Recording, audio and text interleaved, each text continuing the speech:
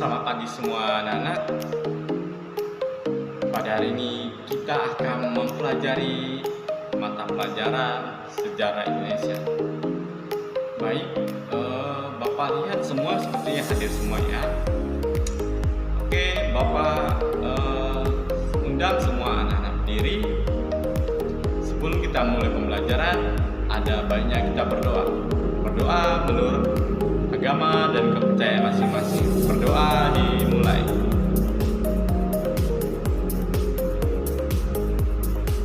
Berdoa selesai.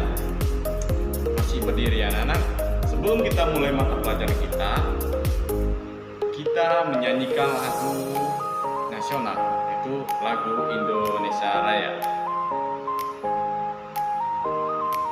Oke.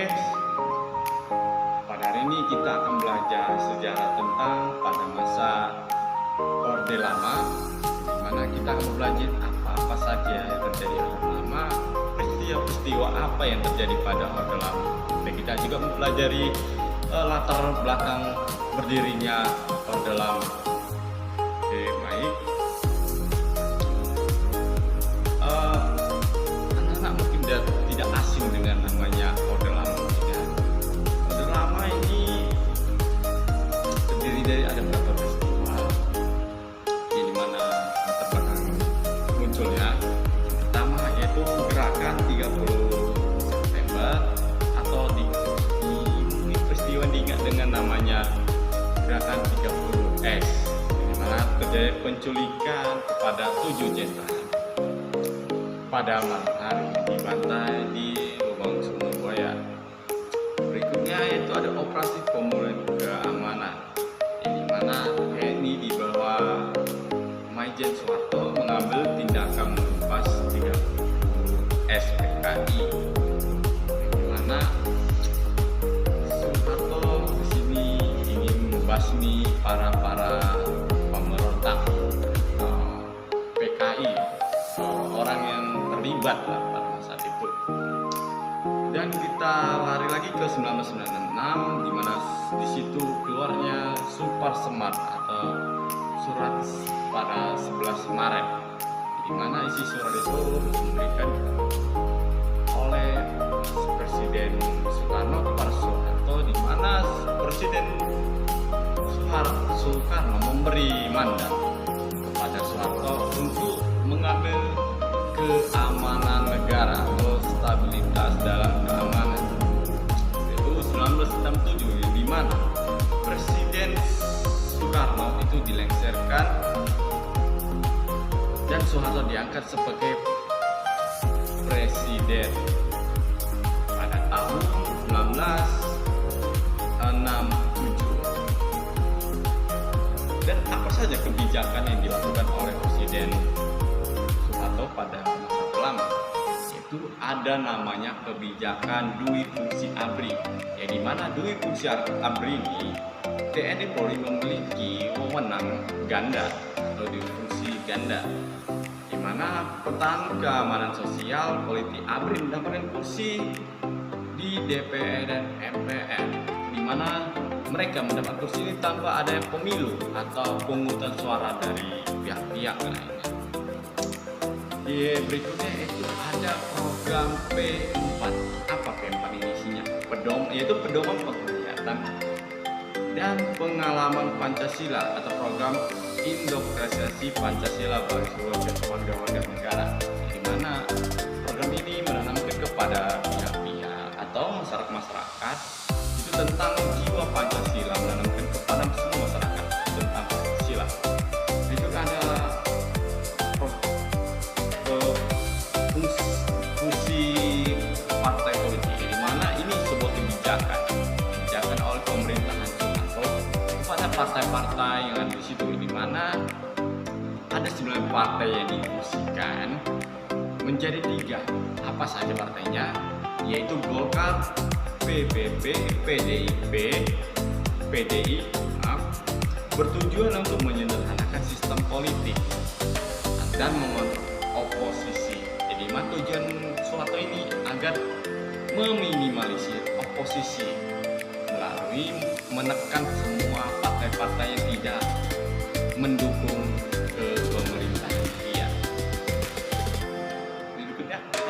kebijakan ekonomi atau program yang ada.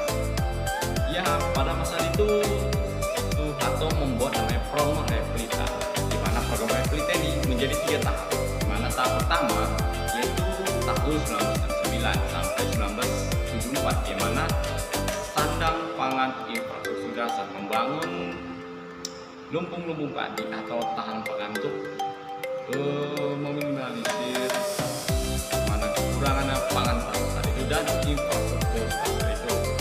Replita 2 yaitu 1974 sampai 1979, mana peningkatan sandang pangan dan pemerataan juga. Di mana Replita 3 pada tahun 1979 sampai 1984 mengembangkan swasembada pangan dan pemerataan ekonomi. Dan Replika 4 itu ada tahun 1984 sampai 1989, yang mana inklusif pengelolaan dan ekspor non-migas. Kita tahu pada saat itu harga migas itu sangat tinggi dan pendapatan kita saat itu sangat tinggi juga, lumayan lah. Dan Replika 5 itu 1989 sampai 1994 inklusi iptek, dan Replika 6 itu 1994 sampai 1998 tinggal landasan ekologi. Dan capaiannya itu teman-teman, terus swasembada pangan 1984 mendapatkan penghargaan FAO, pertumbuhan ekonomi rata-rata 7% per tahun, angka kemiskinan turun dari 60 sampai 15%. Program KB berhasil menekan laju pertumbuhan masyarakat. Perkembangan sosial dan budaya. Apa saja perkembangan sosial dan budaya pada masa pemerintahan Orde Lama, Orde Baru?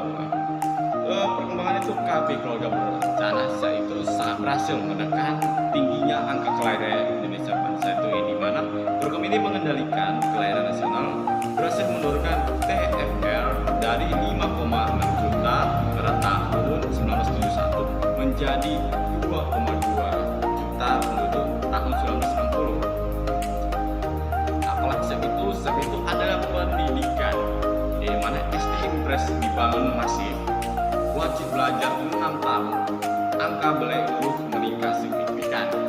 Jadi program pendidikan ini sangat berhasil ya teman-teman, di mana angka buta huruf usia itu sangat ditekan, di mana peningkatan sekolah-sekolah juga sangat masif, yaitu transmigrasi. Pembina penduduk dari Jawa, Bali, keluar Jawa bertujuan untuk pemerataan pembukaan lahan baru agar di Pulau Jawa itu sangat padat dan di pulau lain itu tidak terlalu padat akan pemerataan. Itu TVRI dan media, di mana TVRI menjadi alat propaganda pemerintahan atau kebebasan pers dibatasi oleh media dan dikontrol oleh negara. Oke, pada masa itu teman-teman, siaran TV itu tidak seperti sekarang ya, yang bebas, ada bahas metro, ada tentang berita-berita saja. Tapi pada tahun pemerintahan Soeharto itu siaran itu sangat dibatasi atau sangat dikontrol oleh negara, dan isinya semua tentang berita-berita negara, berita tentang kampung-kampungan keluarga Soeharto, berita tentang ya kuis-kuis cerdas cermat. Itu terjadinya krisis dan berakhirnya Orde Baru 1997 sampai 1998. Apa penyebab terjadinya krisis atau berakhir atau beruntungnya Orde Baru? Faktornya yaitu adik-adik atau anak sekalian, terjadinya krisis moneter Asia 1997, yang dimana rupiah anjlok, nilai rupiah anjlok. Di berikutnya itu adanya KKN, yaitu korupsi nepotisme yang sangat meluas, karena pejabat-pejabat itu gandeng-gandengan mengkorupsi semua dana-dana atau uang pemerintahan, dan pejabat-pejabat ini suka memberi jabatan pemerintahan dengan kloni-kloninya atau dengan keluarga ya, tanpa adanya persetujuan atau pemilihan. Juga pemilu tidak demokratis dan represi politik, sama seperti nepotisme, yang dimana pemerintahan itu tidak ada namanya pemilihan umum atau dipilih langsung oleh masyarakat ataupun dewan-dewan. Ini dipilih secara tunjuk saja. Tembakan mahasiswa Trisakti Mei 1998. Pada saat terjadinya demo pada tahun 98, ada mahasiswa yang ditembak mati pada saat melakukan demo, dan itu menjadi salah satu bentuk pemerintahan kemarin sangat kejam atau tidak menerima kritikan. Kronologi jatuhnya Orde Baru, di mana 4 Mei ribuan mahasiswa berunjuk rasa di Jakarta, dan 12 Mei 4 mahasiswa Trisakti ditembak aparat. Saya bilang tadi ditembak aparat, dan sampai saat ini belum ada kejelasan siapa yang pelakunya. Dan Mei 13 sampai 14 Mei kerusuhan besar melanda Jakarta. Di 18 Mei DPR MPR menolak dilindungi Soeharto. 21 Mei 1998 Soeharto mengundurkan diri, dan presiden atau wakilnya Habibie atau Pak B.J. Habibie naik menjadi presiden. Oke, dengan waktunya kita sudah mau berakhir. Ini Bapak kasih tugas, di mana tugas ini diskusi per kelompok. Kita akan buatkan menjadi 4 kelompok. Di mana kelompok A itu membahas tentang kebijakan politik pada masa Orde Baru, yang dimana isinya kita membahas itu tentang apa itu duit fungsi ABRI, P4, fusi partai, apa dampak bagi demokrasi. Bagi kelompok B, Bapak memberi tugas membahas tentang kebijakan ekonomi, apa saja itu realitas 1 sampai realitas 6, apa keberhasilan dan kegagalannya. Bagi kelompok C, itu membahas tentang sosial budaya, membahas tentang KB, transmigrasi, pendidikan, bagaimana perubahan sosial yang terjadi pada masa itu.